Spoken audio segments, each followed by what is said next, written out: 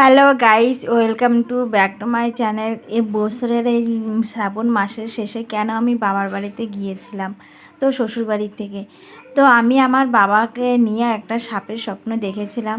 তো সেজন্য যা হোক আমি বাবার বাড়িতে চলে গিয়েছিলাম। তো আমার মা, আমার ঠাকুরমশাই যা হোক এখন পুজো করছে, মনসা পুজো করছে। তো সেই খরচাটা যা হোক আমি দিয়েছিলাম, যা হোক মনসা পুজোর খরচাটা।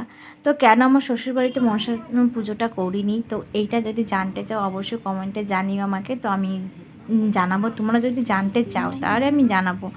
তো আর এবার দেখো আমার মা পুজোটা করে যা হোক এখন আর আমাদের এখানে যে মন্দির মনসা কালী মন্দিরে সেটা ওখানে সবাই দুধের সরাই নিয়ে গ্রামের সবাই আমার মা সবাইকে নিয়ে ওখানে পুজো করতে চলে গিয়েছে। আর এইবার দেখো এই পুজোর শেষে সন্ধ্যার দিকে আবার সবাই এখন আবার ফিরে দুধের সলাটা বাইরে দিয়ে দেবে। আর পুজোটা যা হোক ওইটা আমাদের মা মনসা আছে, যা হোক জাগ্রত আছে আমাদের।